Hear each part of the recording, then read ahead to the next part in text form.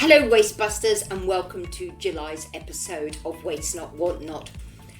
Today you get to meet an amazing individual and she's very much a kindred spirit because she's talking about the change that we want to see in the world and actually how important it is for us to lead ourselves in that rather than pointing the finger outwards and expecting other people to resolve things. If we want change in the world, we have to role model it for ourselves. And one of the big changes throughout July is all about plastic, and that was the emphasis of my conversation with Preetah Bolaky because plastic is everywhere. So what do we do about it? Now I'm 15 years or so into my own journey, and it was delicious to find, like I said, a kindred spirit who is relatively new to it, and so she can share the difficulties that she's come across, how it made her feel, what she's done to adjust things. And you'll find by the end of the conversation we diverse into lots of different scrumptious areas, but it all is relative to us taking responsibility for ourselves. Enjoy the episode. It's my great pleasure today to welcome Preetah Bolaky. Now, have I pronounced your surname right? Bolaky. Yeah. Fantastic. So, and that's a Mauritian origin, is it? Yeah. It's beautiful. When I invite guests to write in or contact me if there's anything, Preetah was one of those delicious people, and it just transpired. We have so much in common, but it was very key for me at the moment, being plastic-free July, because waste is at the heart of the podcast. The conversation may transpire into lots of different areas, but we're going to kick off with the plastic-free July emphasis. What was it that first inspired you to investigate that side of things? For me, it was more because of my health. When I started having some health issue and I was talking to the doctor, trying to read more, I realized how plastic and chemical stuff around us is causing us being sick. And that was a bit scary. And this is where I was like, so what do I do? What are the small things? And I remember watching one of the documentary and then looking around me and realizing there's so many plastic around me. And I was just blown away, like how we're trying to eat healthy, we're trying to do exercise, but we're living in a toxic environment, if I can put it that way. So I told myself, so what should I do? And we have that discussion with my husband. And to be frank, it's quite costly to be plastic free. We started talking about the processed food. We started talking about how we're buying food in the plastic and should we move more toward fresh food. But at the same time, we've been busy people, so it's easy to get things in the supermarket that going to the butcher to have fresh meat, for example. So we started talking about it, which I call the awareness forming. And then we started putting small, tiny action into place. I started washing my vegetables in the baking powder and vinegar. This is what I've learned. And just small thing. Right, for the listeners, what's the purpose of doing that? It's just taking the chemical, the fertilizer out of the vegetable. This was one thing because I realized that we are buying fresh food, but we're not really buying fresh food. So what do I do about it when I can't buy the organic one, which is not available everywhere because we all have a busy life? So I started putting that in place, and it's time consuming, but I started finding ways of, okay, let me organize that on a Sunday. And if you don't know, like when you remove the fertilizer, your vegetable tend to go bad quicker. Right. So that was another thing as well. So what do? I'm buying the 1 week vegetable, and in the middle of the week, if I don't have time to cook all of it. So that was one issue as well. So it was a lot of things that we started doing trial and error. And the more we were doing it, the more we wanted to do. a small step more by taking into consideration the time as well. I think that's really important, is to hone in on one thing, because as you said at the beginning, you look around and it's everywhere and it can be quite overwhelming. And just by washing the fruit and vegetables and realizing that they're going to go off, that is a whole something else that you've got to integrate into your busy life. So getting into the practice of that, although it may take time, is really important before you move on or give up completely. It could be that you shop twice a week or whatever your solution is, it doesn't matter. But recognizing that in advance, I think, is really, really key. And so it comes after that. Once you've prepped all the food and things, you've got to put them in a container. Now, I know that containers was a big bone of contention and took you a couple of years to get over. How did you address that one? So the next thing was, obviously we used to keep everything in the plastic container. And I realized that all of these are plastic and we're keeping our food in the fridge in plastic. So Yep. are we really doing the right thing? But at the same time, having a glass container is quite expensive.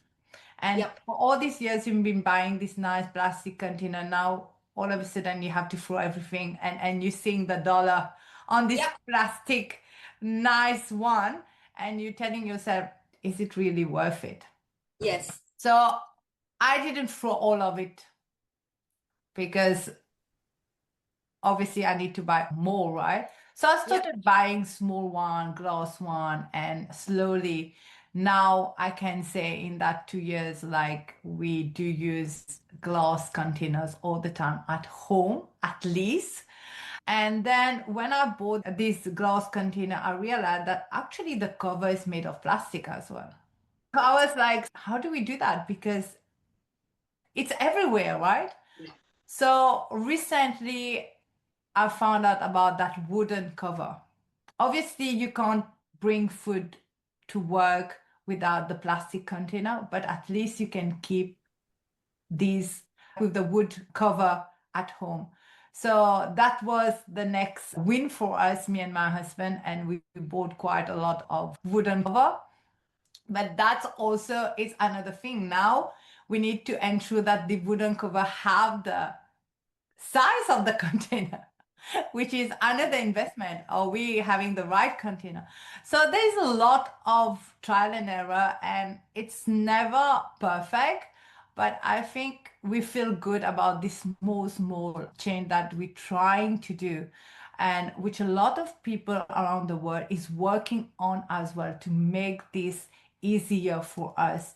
And if anyone is watching this and they have great ideas, I would advise them to focus on these things because we want the change. And I know many people around us want the change, but it's just not practical and convenience for us to do so. But it is worth starting. And I think to bring in the very fact that I've just discovered Plastic Free July was started 15 years ago by a lady by the name of Rebecca Prince-Ruers, who lives in Fremantle, Australia. And she challenged 40 of her friends to go plastic free for a month, as much as they could.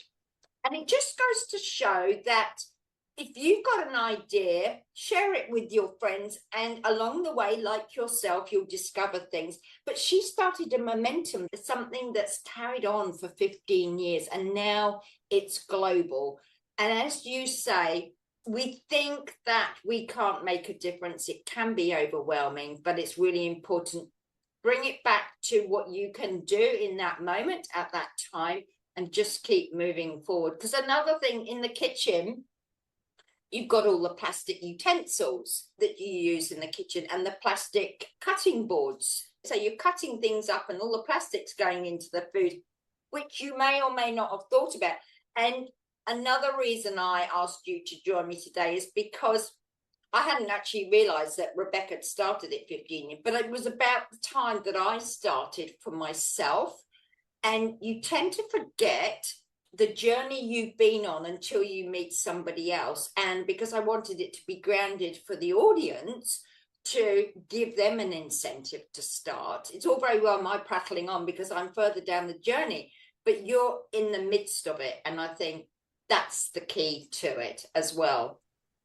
Yeah, I've been guilty of that. And I have to say, I've been encouraged by my sister and brother-in-law about that. When I came here, I saw how they, even being stressed, they used to take time to separate their bins and the vegetables and all of this. And I was like, oh, that's very time consuming.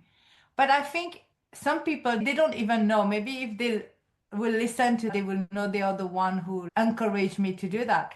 But when I saw how my brother-in-law think about the society, the world, and do his small part to impact the world, I realized that actually you don't need to think about having a big impact, Yep. but the small step that you're doing home doesn't need to be loud. Let's put it like that. I've been so impressed with that. And I realized that, okay, I can do that as well. Of And making sure that mirrors the point of he influenced you. And so you're doing it and it's expanding. And I know with your containers, you've influenced the wider family of your yeah, yeah. just growing. And as you say, you don't need to be loud about it. You're just speaking from the heart of your experience and you're sharing that, which again is the purpose of the podcast, is to encourage other people to do the very same thing. Yeah, and then when I realized that I just need to do small step, and then I was so passionate about it, and it happened that I've been on a call and we were just talking about containers and so on, and I was having that conversation with my friend, and I was like, "You guys need to watch that documentary." And I remember being on that call with my two besties, and they're like, "Oh, I want to know more." Yeah. And it was just a 5 minutes conversation, but one of them went back and watched that documentary. And the next time we were on the call, we were discussing about it. Now it was two people who watch it Yeah. and was talking. And I remember saying, "This is what I'm doing. I've changed everything. I still have some plastic because sometimes when people give me food, they put in the plastic." And I was telling them that no, now even my mother-in-law, when she sent food, sometimes she sent in the plastic. And I was like, okay, now I'm gonna buy and tell her to use this so that when she sent food home, she sent it in the glass one. And she started thinking about that as well. And she bought some of them. So I could see that change. And when we were on the call discussing about it, I had my friend texting me about, oh, this is what I did. I bought this. Now we started having conversations. So how do we get rid of this plastic bag, which we use in the refrigerator? This was not something I was thinking, but now I'm like, really? Yes, sometimes I do prep food. And I never thought of putting the glass in the freezer because it might break. But I was glad this week having a chat with you on that. Like, I can do that. So, just having this small conversation, and I'm definitely going back to my friend and say, oh, this is what we can do. And I think all these changes, it didn't happen in one week. No. I'm talking about a couple of years that I've been trying, and sometimes you just don't have time. That's the truth. You tend to use the plastic, but then it make you think, okay, you're using it because of convenience. So Yep. what can you do next time so that you don't Mm-hmm. use it? So I found myself not using the wrap, Yeah. the plastic. So I found myself not using that anymore. But I still have it home just in case. But my next step is how do we work it out? And I think people are working around the world and finding other solution to it. And I don't use aluminum foil anymore. Mm-hmm. Why And not? I don't use it because it's toxic and it's not good for health. So this small step, this is what I'm doing. And one of my next step, I know we're talking about the plastic, but still is the pan. Yes. Oh, big time. Yep.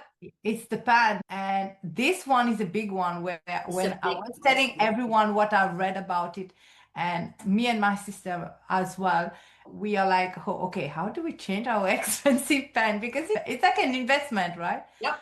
But we're doing it. And now my friend is thinking about it. My cousin from UK is thinking about it. They're like, oh, I saw that set. It's on promotion. I think I'll invest in it. Hmm. I realized that are we not investing because of the cost, but what is happening to our health?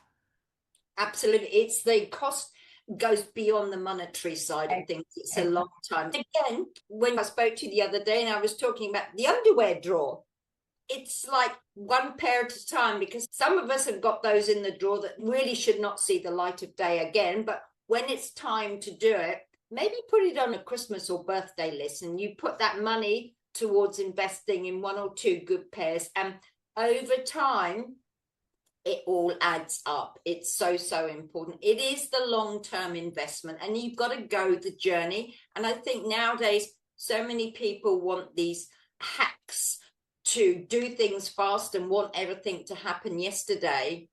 And part of the journey is the learning and the sharing and the excitement that you're gaining from your journey. It opens up conversations because you can't unknow something that somebody informs you about. And so that sparks something else in somebody else as well. It's brilliant, isn't it? Yeah, it is. It is indeed. I love how you were saying about the underwear as well, which for me now, the clothes, which was not before, but I think now, when you're thinking what's the next thing you can change is when I buy my clothes now, I will check is it 100% cotton or what is it? It's not easy. I'm not 100% cotton cloth in my wardrobe, but I think I'm getting there. I'm having more of that. And I think these are little things that people doesn't talk about, but which is very important because the moment we stop buying these things, people will stop manufacturing these things. We So have a long way to go, but I believe we can do it.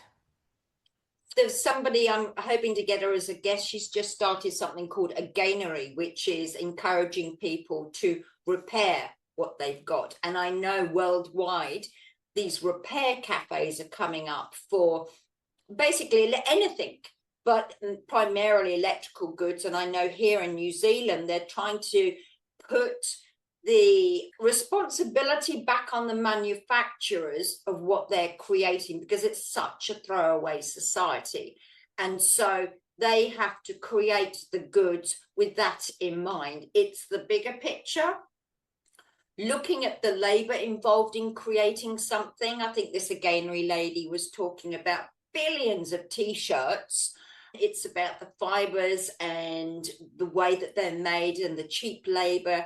It's so much bigger, but by taking our own steps ourselves, we can over time make a difference. Because Jane Goodall was big on that. She said everybody can make a difference. If everybody turned off one light, imagine how much less resources Yeah. would be made as well. Yeah. So how have you found the journey has really helped your health? Because that's how you start, Yeah, I think it helped me. Obviously, you don't really see it, right? right? In the sense like I'm feeling good because of I'm not using that. You don't really feel it, but I think it's more into the mind as well, knowing that unfortunately the things you don't see, even being a self-leadership expert, I always tell my client like how much I'm gonna tell you how much you're gonna transform yourself and be the better self. But I can't show you, I can tell you, you need to experience it, Yes. right? And that the biggest thing is the most important thing in life, unfortunately, we can't see, Yep. but we Yep. can just experience it. And I think that's the journey. Everything is even of a product when I'm buying, I'm not thinking of the price, I'm thinking, so what's happening there? How are they making that product? And my sister talk about that a lot, and I've been inspired by her. Every brand that she buy, she think a lot. Who is making it? Are there Mm-hmm. kids? And I think that blow my mind. And I've Yep. been around her, and that's how she make me start thinking like this. When people are buying a product, we tend to go by the monetary, right? It's cheap. But what are you doing? In a way, indirectly, you are encouraging a lot of things which should not, like child labor, for example. Yep. Yes, And absolutely. that's how it started. And that's why I said I'm inspired by my sister and my brother-in-law. I think if they're going to watch the podcast, they will know. But it's this small step I saw into them where they are not loud, but it's impactful. to us first and then slowly to the community, to the world, and to people around us.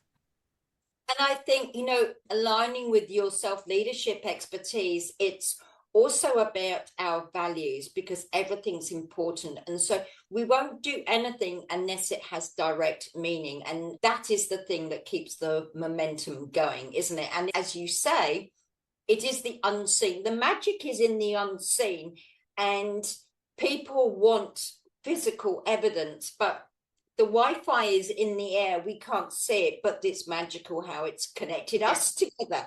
And that is really, really important. We can't see what's in our water, in our soil directly, but it's knowing all these factors make a difference to our health. And I can't remember, it was probably about 5 years ago, they've measured people's blood and this plastic in the blood everywhere. And a lot of people think of the microplastics in the ocean.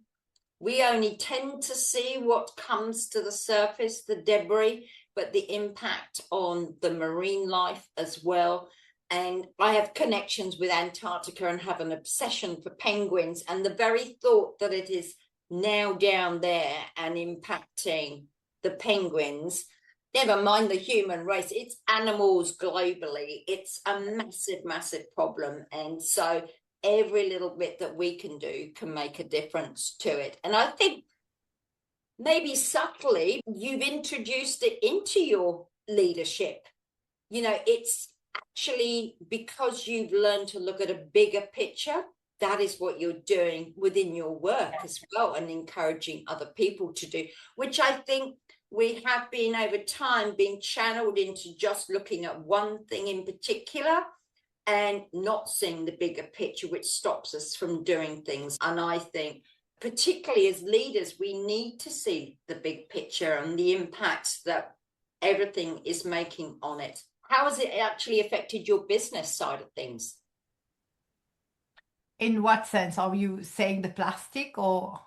Both. I mean, do you think that your story has helped you insofar as your ability to see the bigger picture and integrate it? I mean, maybe it's just a subconscious thing, but also the lessons you've learned from it that you're actually integrating to helping with the skill sets? Oh, I think it's a big impact. I think many of us, especially me coming from Mauritius, it's like your title is very important, right? And why I'm saying that, like your corporate title, like in 30 seconds, for example, when you introduce yourself, you want to have that impact, right? That first impression, which Right. I've been growing up with that. But when I started thinking bigger, when my purpose of impacting the world is bigger, and people tend to think when you have a bigger purpose, you have to be a celebrity or you have to have that corporate level or whatever. You don't really need that. Living your purpose every single day. Yeah, leading by example, Yes. absolutely. And this is what I talk about, leading yourself before you lead others. And I Yeah. think when I started that, I realized a lot of things. I think that's why I'm thinking more of the world, the plastic. How can I make that better? My clothes, which brand should I buy? I'm thinking bigger than that because I realized that the way I purchase things impact the world in terms of who will start doing good business, Yes. having all these ethical responsibilities Yes. and Yes. sustainability. So this is very important. So I could have thought like, okay, I need a lot of people to think like me, but I realized I don't need to. I'm doing my part. Yeah. So I think that's changed because this is how I'm leading myself. And I thought leading yourself should be noisy, should be like, oh, I'm doing this, I'm doing that. No, it should not. And I think the moment I've learned that, it changed everything for me in a good way. Yes, even for the business, but also how I lead myself and teach my client as well. Because when they started leading themselves, when they start understanding that it has nothing to do with the society, it always have to do with you first, the way you behave is different because now you don't need any validation. Yes.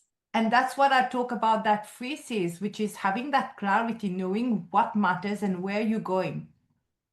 And the calm side, which is how you regulate yourself, especially when the world or life is overwhelming or is too noisy. How do you bring back to your values? Because Yes. having your values can make many people around you being against you. So how do you work that? How you still stay calm? And then the connection. How do you have the right people? I'm writing a book that is how do you get the right people in your corner without your title? I think that's what connection is for me. I think the way I treated myself is good, and now I want to treat the world the same way. Or it's about how we treat ourselves and each other, if I can say that. Yeah, because I I don't know think how to. to your point about titles and things, one of the things that I do in my work in personal development is to get people to introduce themselves without a title, without a gender, without a nationality. Who are you really at the core? And without that title and things, it actually strips away the fact that you're not a commodity. You're not commercializing yourself. You are a human being with values, and your ethics and the way you behave in the world and the way you show up says a lot more about you than any title could, because there's a lot of people falling off their pedestals because they're not aligning their lifestyle with the message that they're conveying. Yeah, I think that's what I'm passionate about, the kick-ass buddy, having the right people in your corner. Because when Yes. you talk about sustainability, it's not only about how we treat the planet. For me, it's about how we treat ourselves and each other, because ultimately, we cannot build a sustainable world with exhausted human beings.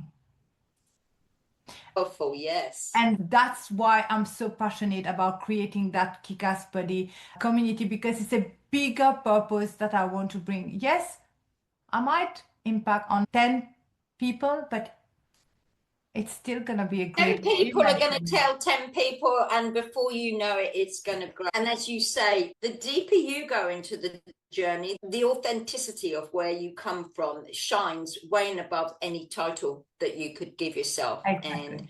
the sustainability. So, how has it impacted your way of leadership and the way you do life? How has that helped you sustain your momentum and your health? I mean, let's go back to the health. And for me, it's all about our well-being and balancing it, sustaining it over time. How does it impact me and my business? I think it's leading yourself. When I was a kid and the way I see world, it was like, okay, if I do this, now I'm gonna be happy. Okay, now I need to do this, I need to do that. And there kind of point in my life where I started my spiritual journey, where I was trying to find answers to that. So when are we happy? Is it when we're gonna be 60, 70? So, oh, okay, I need to be unhappy now so that I can be happy. That was my question since I'm 20. So when is the time? What is happiness? Yes. And when I started my spiritual journey, I've got an opportunity to be with one of my guru in a flight where we've been sitting together. And that's another story. But for that 6 hours, he was in meditation, and I just went in meditation with him because his energy was so high sitting next to me. And this is where that question I said, so what is happiness? And I got that answer, which is just one sentence: happiness is now. And I realized that you don't do things to be happy. You are just happy if you want to. Yes, it's a choice. It's a choice, which Yeah. people doesn't talk about it. You do this, you're gonna be happy, but it's a choice. And when I realized that, this is where I got to know that, okay, I can be happy now despite my health issue. I can be happy now despite my challenges. I can be happy now despite I'm struggling in business. And I think the fact that I know I can be happy anytime it makes me realize that I don't need any validation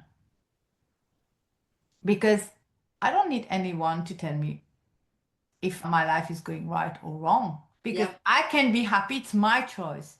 And I think that's where I started leading myself. That's where I started the coaching world and all of this. I'm very grateful of my previous life. Everything had to happen this way for me to be here now, to be on that podcast with you. So I'm not going to change anything because every Absolutely. challenges, every difficulty on my life or any difficulty that's still happening in my life, I know it has a meaning. So the moment that I realized that, I'm happy. You can measure your own success, and society has geared us towards you will only become someone or be important or be validated if you reach such and such status, kind of thing. And really, when you take that time to reflect on, okay, so what is happiness? Maybe asking why I'm not happy. And 9 times out of 10, people will say, because I haven't got this and or I haven't achieved this. But what have you accomplished? And Yeah. to your point about, okay, there's been lots of challenges, and I've got t-shirts in every shade possible about failure and things like that. But they are nuggets, they're pearls of wisdom that I've acquired and I've experienced them. And through that, I can help others through it to say, you might not be able to see it, but trust me, I've experienced it. Just keep going and helping people really connect to who they are. And they have the choice to be happy because A, they're alive, because that's a privilege. B, you're healthy, or if you're not, look deeply as to what you can do, like yourself. And I think it's control. What can I take control of for myself? And a lot of your story brings that out to me. You have taken, what can I control? Your happiness, the choices that you make that really align with who you are. Yeah, and also it's an ongoing process. I don't think I got there already. I'm still learning. There are days I'll cry, I will be upset, I will be sad, and I can't be happy, and that's okay. But Well, I'm nearly 65 and you're nowhere near that. You're at least a couple of decades younger than myself. And that's the point. And I also make an analogy with I did the Camino a couple of years ago. And it is the journey. It's not just when you reach the destination that you've accomplished something. It's all that delicious experience along the way. The 2 weeks leading up to it was just phenomenal. And it's every step you take. I mean, that's a literal thing. Every step you take makes a difference. And none of us, till the end of our day, that is our destination. But then we go on to much deeper things the other side. It's another story in itself. But we will never arrive. It's part of human nature. Every time we think we've got to where we wanted to get to, even if it's down to happiness, there's something else. We're always aspiring to something else. And if you keep your mind open and curious, it grows and grows and grows and grows. So we never reach where we want to, but it's really about taking those moments, be happy in their moments for what they bring you. yeah, true. So, over the time in your own experience, has there been a book or person that's really influenced you? Um, I have a lot of people that have influenced me, but I think the person who influenced me is definitely my mom, the person that I love the most. Till now, I always tell my husband, you're second. But she taught me resilience. She really taught me hard work and service. And I believe that sometimes our upbringing is very important and there can be some stuff which is bad and good, but both of it make who we are now. Yeah, And the fact that she told me that nothing is impossible right. is amazing. I remember she always wanted to write a book. And now when I'm writing my book, I'm like, it's because of her. Wow. It's because she wanted that and she made me thought that, okay, this can be possible. And I'm sad that she didn't write her book. But in my head, I'm like, okay, if I write my book, maybe now I inspire her to do hers. And it's these little things that we have in our life that sometimes we think it's very small, but it's very impactful. Mm. And my parents have told me I grew up from an Hindu background where boys are seen more than girls. I never experienced that in my family. Wow. Wow. My dad and mom always told me that you do what you have to do. Don't worry about what other people are saying. Wow. And I think I got that courage. Like even if I was doing things and people was like, "Oh, why is she doing that?" I never thought I was different from the guys. You've had to be louder or have more courage to speak up because people had a tendency to listen to the men over the women? I love you all that question. Actually, I never thought I have to be louder because in my house, it was never said that guys are better than girls. So I never had to prove myself. Right. But it's when I started being at uni and so on, when I started hearing my friends talking about how their brothers are being loved more, and this is where Wow. I realized that, oh, actually, okay, this is what really happened. So Wow. now, being aware of it, now I thought when I went to work being in a male-dominated industry in the banking, I realized that maybe as a girl, yes, I need to do more because that voice was there. But when I Right. was a kid, the voice was never there. I didn't know I need to do more because I was just being myself. But yes, being at work, I started seeing where these little comment when you're very successful being a woman, which I true woman who's very successful in a male dominated industry would know what I'm talking about. But it's then I started realizing that. But now in my head, I keep on going back to my parents because this is what I've been taught. Like you can do everything that you want to, as far as you have your hand and your feet and you can walk. And I was talking to my cousin recently, I was telling her about it, and she's like, yeah, you're right.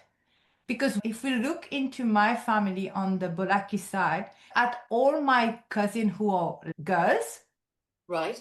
they are so independent and so confident on themselves. We were talking about it, realizing that actually we never really got to know that there is a difference. Wow. And Because that's because we've seen our mom driving, we saw our dad cooking, so we brought up differently. And it's only when I went outside, when I started work, that I realized that, oh, actually, there is a difference. fantastic. Well, it's lovely that they help bridge the gap. And as you say, everyone is different. And that has been a great seed, maybe subconsciously to begin with, but actually, as you say, once immersed in a male dominated society, it's like, holy crap, this really is a thing. Did you find that you had to speak more of yourself, or you were just like, it doesn't really matter? I started losing myself. Oh, wow, Yeah, interesting. I Wow. started losing myself because I wanted to climb the ladder. So I had to change myself and I had to be the person that people want to come to. Wow. That was my big realization that I was losing myself and trying to fit into that role that they wanted me to be to achieve things. But my question now, after all these years, is did they make me do that or did I did it to myself? I think that's the really important thing. It's you didn't think twice when you were immersed within your family who did not have any of those barriers in the way. But once you matured and you became more aware of it, you thought you had to bend and shape yourself to that world to be a part of it. And as you say, losing yourself. What was it that tipped the balance for you? Just like, I'm over this. I don't want any part of this. I want to be me. There's two things that I'm writing in my book which no one knows, that I've got two big opportunity in my life which I said no. And now when Wow. I think about it, I think I said no because I know I was losing myself. Right. Where I want to keep it for my book, but the first time that I said no, only my best friend knows about that. In my head, I was like, if I say it to people, no one will believe it. They will think I'm bragging about it. How can someone say no to such a great opportunity at this age? But I did it for myself, but I didn't understand that. I didn't understand what I did it. But I Wow. think I did it one because I thought like maybe it was too early and I was not good enough to take that on. Wow. And the second opportunity that I gave up was because I know I can do it now. But when I was thinking about my 5 years later, I was like, I don't want to be there. It's funny how in 5 years you can change in 5 years. Yeah, take the opportunity and say yes. And so I think this is where for me was a big realization that how can I not even understanding of reading myself, I've took that decision. Well, part of it to me speaks a lot about trusting your intuition. Exactly. I'm glad you're talking about intuition because most of the time, that's why I tell my client as well, when you're taking a job, you're thinking of the salary. That's what drives you most of the time. But Right. you know, sometimes you're feeling that's not the right job, but you're convincing yourself because of that financial Gain. part. Yeah. And you're convincing yourself that you can do it. And I saw so many people being disappointed after, and so many people being depressed because of that. And that's another topic in itself, but it's just about leading yourself. Doesn't mean that you're not going to do mistake, but if you do the mistake, you will know what to do next instead of taking more years and making worse for yourself because everyone else in the society are happy about your success. And the important thing for me is at least you learn what not to do next time. I mean, the whole time it's about seeing what you've acquired in the journey as opposed to did I reach what I wanted to in the beginning? And perhaps not, but I learned. I can remember doing a well-being show 20 years ago, well before the time.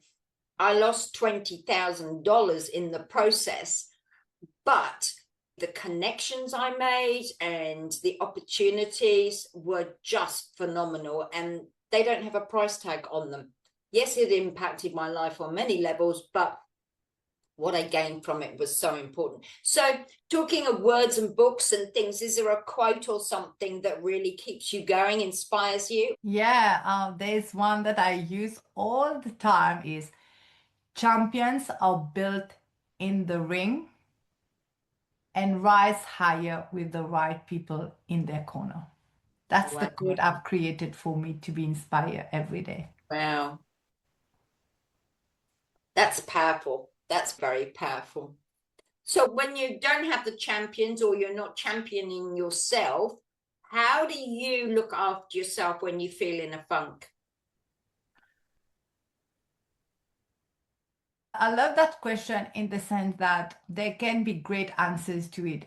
Yet, I think how good we are in life, how we work on ourselves in life, there will be always days we're just gonna be on our low side.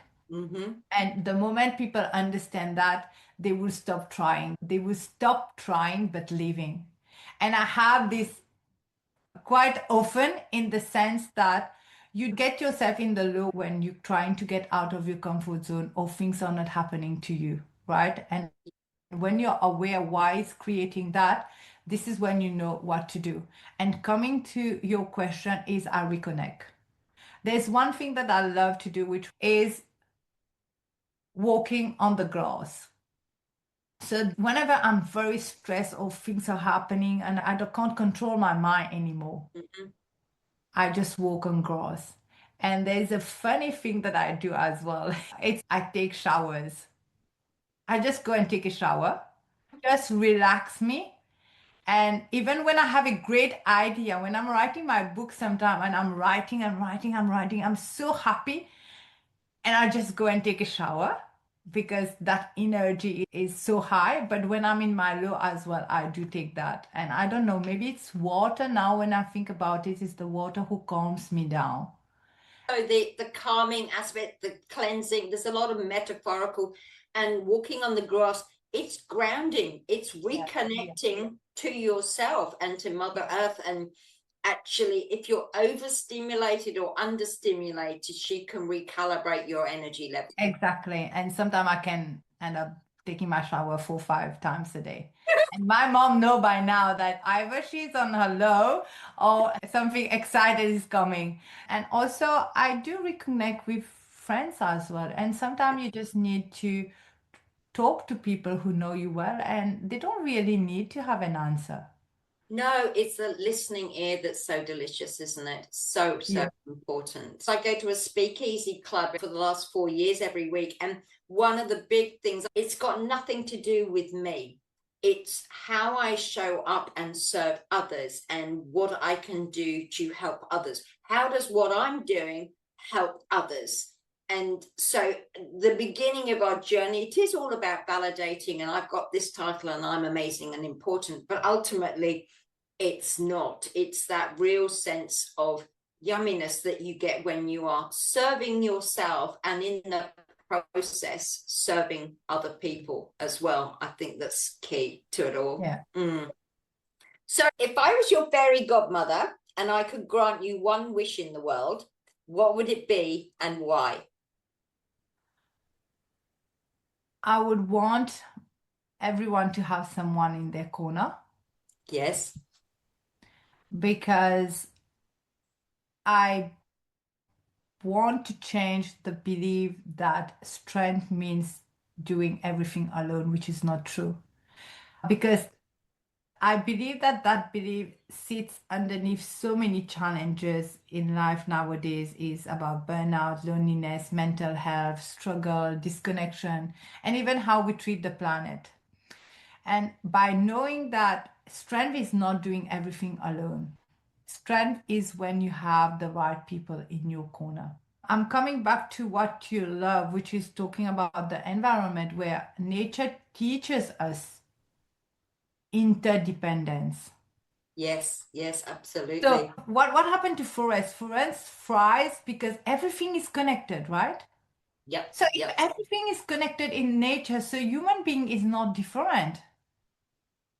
So if more people understand that asking for support is wisdom, that weakness, I believe we can build healthier people, we can build healthier communities, and ultimately having a healthier planet. So that's the biggest purpose of my life, of just telling everyone, because I tried to do things alone my whole life. And when that changed, I saw not only I have people around me, but I had the right people. I want to give an example. My mom doesn't really know what I do. My friends as well, sometimes they are like, oh, I'm seeing all this. I don't really know. What do you really do? And I love that because the clearer you are about you, the more confusing it is for people. And the more confusing you are about you, the clearer it becomes for people. This is what I've noticed. I get that because it's so multidimensional. There's so many facets. And Exactly. look back at the beginning of our conversation. And like I said to you, I was so excited when you connected with me because there's so many things that we resonate on, so many subjects. And every subject is ultimately interconnected. And we go back to how the podcast started off with talking about plastic, but everything, every subject, every person. And I can tell you from someone of my age and my era, women, it was about doing it yourself, not asking for help, not troubling anybody else. And God, that's been a life lesson. And the reward is actually give it to somebody else because they want to help you and you will feed off that. You know, the fact that you asked it, you can see their faces light up and they're serving you with something that you need and it becomes reciprocal. It's not about, if I ask you this, what do you want from me in return? It's love. Love makes the world go round. And it sounds incredibly cliche, but it is that real connection that is so important that actually helps us all grow, doesn't it? And that it's the courage, you know, the word Courage comes from the word core, which means heart. And that's what I was saying. My mom don't really know what I was doing. And last Friday, I spoke on TEDx platform. And my mom came to support me. And when she came, she met all the people who came to support me as well. And everyone was hugging her. Oh, you Preetah mom, you Preetah mom. And after 10 minutes, I say, oh, you met my community. These people I spend like 2 to 4 hours a week online sometimes. And some people I just met in person because this is the first time we're meeting. And I say, how do you feel? And she said, oh my God, I feel empowered. And when she told me that word, it was like, this is what I wanted. This is what I wanted to tell the world. The fact that my mom felt empowered meeting these people 5 minutes just by having a hug says a lot. And she could see that I was stressed of doing my speech. There was a friend who came and was telling me how to tap to remove stress. And there was someone who was just holding my hand and making prayers before I go on stage. And she's like, oh my God, you created an amazing people around you. And that's reinforced what I'm teaching.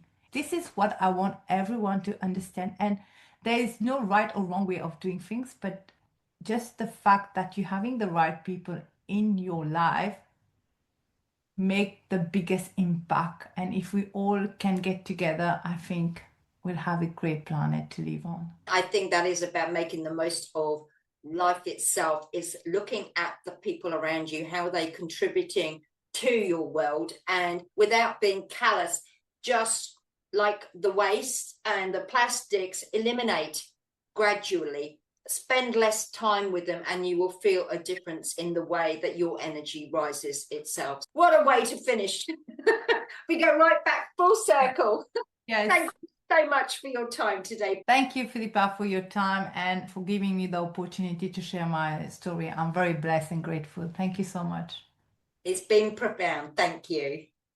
Wasn't that a fascinating conversation? And I think one of the things that I got out for myself was strength is having the right people around you, and courage to do things differently, to stand in your own power and be the role model for the change that you want to see in the world. And I know from my own experience, it can be uncomfortable at times, but further down the line, if you are not true to yourself, you become more and more uncomfortable, and that is when you feel ill at ease. That is when disease sets in and things. Please let me know what you got from the episode for yourself as well, because I think it was actually quite invaluable. And I'd love for you to take Preetah's example and reach out to me if you've got any subjects or guests that you would like me to consider. Just email me on info@philippaross.com. So until next month, have fun, dig deep, open your mind to a world of possibilities, live life with a generous heart, and take steps to minimize waste and maximize your own potential.